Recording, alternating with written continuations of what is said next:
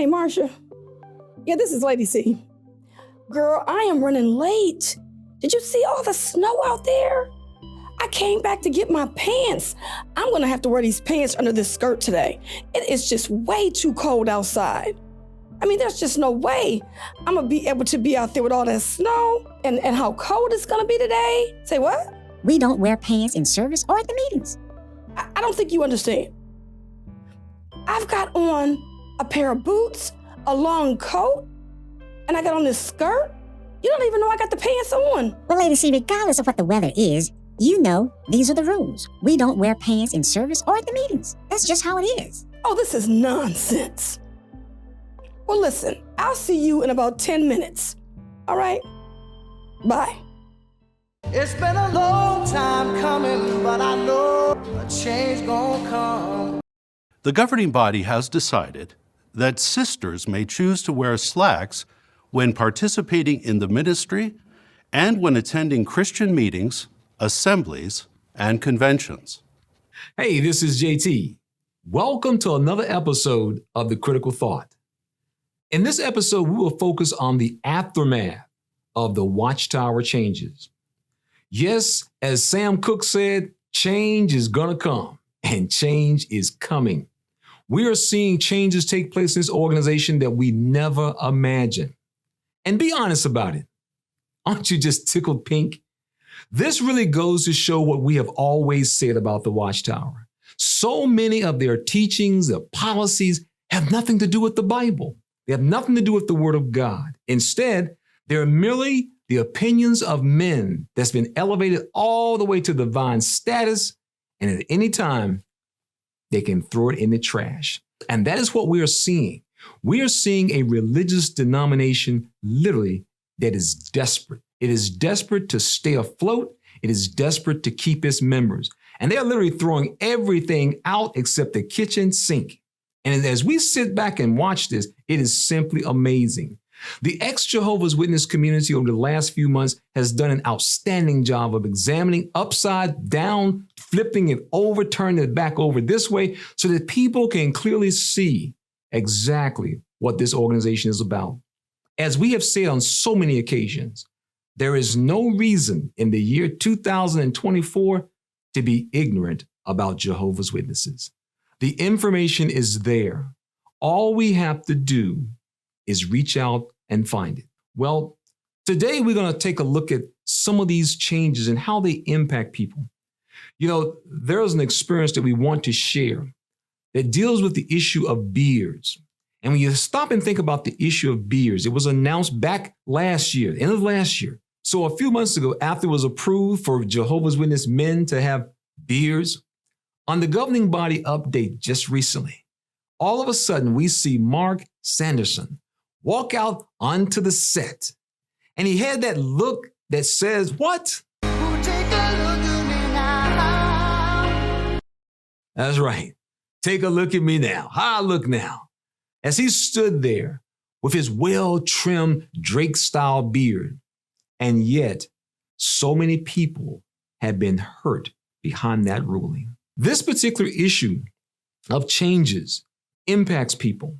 It impacts families, and it impacts some people right to their very death. This is what makes it so sad. It's not a joke. People's lives, people's emotional stability is on the line. Their relationships with husbands, wives, brothers, and sisters, all of it is on the line. And for so many men over the years, they have been impacted by this position, this teaching, sign off with the hand of God, as it were, because you were made to feel as if you were not a good Christian. You weren't a servant of God. They condemned people, and people suffered for it. Well, we wanted to share an experience with you of someone who was personally impacted by this teaching that they had on beards. Miss Ivy, she's going to share her story about how the beards impacted her family. When I saw the most recent update that beards are now okay, I was furious, okay, because that beard issue was a problem, like a serious problem in my house. Like my husband, he wanted to wear beard. He wanted to have that 5 o'clock shadow. And because of that, he didn't get appointed. He didn't have any responsibilities for a while. He wasn't given talks. He was marked because of it. Of course, he couldn't have no appointed positions. He was looked at as bad association, which in turn put us in a compromised situation, me and his daughter. And I don't like it. And the fact that they don't have to apologize for it, like the turmoil, the sleepless nights, the silent treatment, the bickering that happened in my home as a result of the beard issue. Now it's not an issue. It's not an issue. But that doesn't take away all the stress, all the drama, all the friction that it caused in my marriage. And I was looking at my husband like he had a problem. I'm looking at him like, you non-compliant, rebellious person in this organization. You're making us look bad. You're stifling my progress. So yeah, that beard issue is womp womp, dream deferred. He wouldn't go out in service. So that means me and my daughter are going out by ourselves. Or I'm on the stage now and I'm doing great, but he's not getting any parts. But then that causes arguments in our home because then that increases jealousy, or it gives off the perception that the wife is the spiritual one. She's the conduit for Jehovah's spirit to be in the house, and the husband is just "Meow, meow." So that created disagreements on top of disagreements, because then it becomes this conversation of me being self-righteous when that has nothing to do with it. You know what I mean? So this beard issue is multi-layered. I would love to hear other people's discussions or what this beard issue caused them in their house in private. Like, this is not just, oh, let your hair grow out. It's so much more complicated than that. But you know what? The governing body wasn't finished. As we know, they got into the other areas of personal taste and personal choice. And they allowed men and women to decide how they want to dress themselves. Well, you don't have to wear a tie if you don't want to. You have to wear a jacket if you don't want to. And then the big one, of course, women, you now can wear pants. What is interesting about the way in which they stated, and you can tell the legal department wrote this thing up, they say that women now may wear pants if they like to at the meetings. They didn't say women can. It's very important to understand when the Watchtower writes things, if you look very carefully, you will see that it is often worded in such a manner that if you were to read it 5 years later, you would never know that it was actually something they couldn't do. They often write it in a manner that makes it sound like it's an ongoing thing, when really it's a change. But the way they write it, that is what they do. So in about 4 or 5 years, a new person who gets baptized and someone says something about wearing pants, they'll say, well, the Watchtower says sister may wear pants. But it didn't say that they couldn't at one time. These guys are so skillful at what they do. It is amazing. You know, in our opening skit, we had Lady Cee about to go out in field service in the snow, wanted to wear some pants on March the 14th, and she was condemned by the other sister. 24 hours later, everything is wonderful. This is how you can tell what type of group you're dealing with. If you's a big fine woman, won't you back that thing up? Oh yeah, and these type of issues are going to happen too as sisters wear pants to the Kingdom Hall.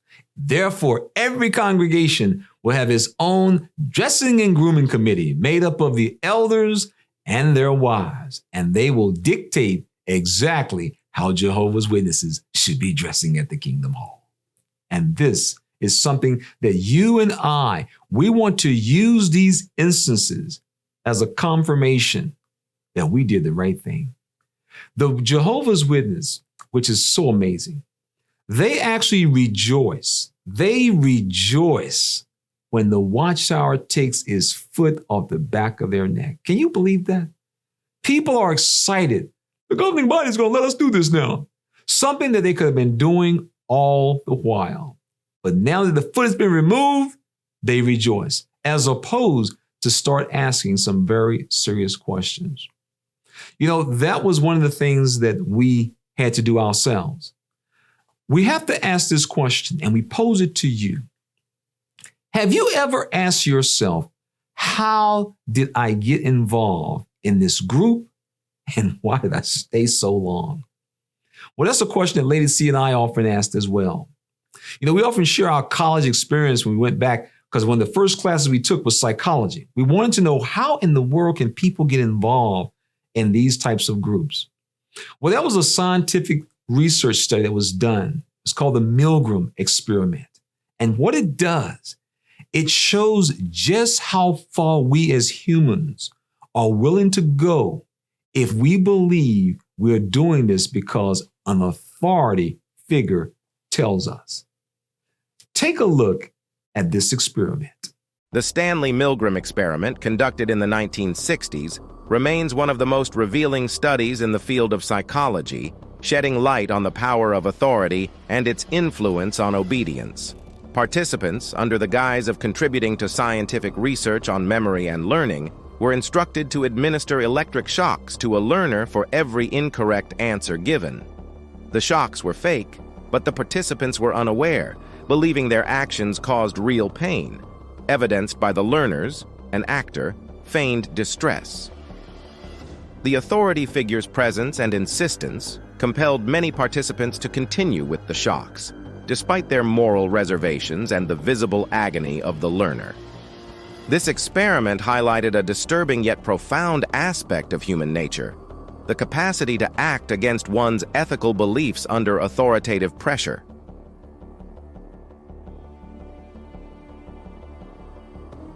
Drawing parallels to the Jehovah's Witnesses, the Milgram experiment's insights into obedience and authority resonate deeply.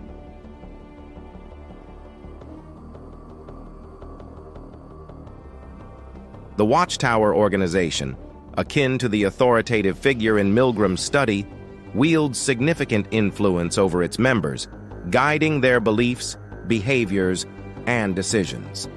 This authority is not questioned. It is seen as the path to spiritual salvation and moral correctness. Just as the participants in the experiment continued to administer shocks, believing in the importance of their role in the scientific study, JWs may follow the organization's directives, even when these directives conflict with personal moral values or lead to harmful outcomes. For instance, the policy of shunning, where members are required to cut off all contact with disfellowshipped individuals, including close family members, can cause profound emotional pain and suffering. Yet it is adhered to by many JWs under the belief that it is a necessary measure upheld by the organization's interpretation of biblical teachings. Similarly, the refusal of blood transfusions, even in life-threatening situations, is another example where the authority of the Watchtower takes precedence over personal or immediate familial judgment. The Milgram experiment and the experiences of Jehovah's Witnesses both underscore the complex relationship between authority and obedience. They highlight a critical need for individual critical thinking and moral judgment, especially in contexts where authority figures demand actions that conflict with personal ethics. Understanding the dynamics at play in the Milgram experiment can empower individuals to recognize the potential for manipulation within any authoritative structure, including religious organizations. It serves as a reminder of the importance of questioning and critically evaluating directives from authority figures, ensuring that actions align with personal values and ethical principles. At least today, the authority figure, the governing body, says you can say hello to a disfellowshipped person. Yes, Stanley Milgram's experiment shows all of us the power of an authority figure. And for that reason, that is why the governing body says specifically, obey us regardless of what we say, even if it makes no sense. You know, we've enjoyed sharing our thoughts about all these changes. And in fact, in future videos, we're going to delve into additional issues about these changes and how they're going to impact Jehovah's Witnesses, and even those of us in the ex-Jehovah's Witness community as well. We thank you so much, and we look forward to seeing you on our next video. Take care. This has been JT. This program was sponsored by Critical Thinkers.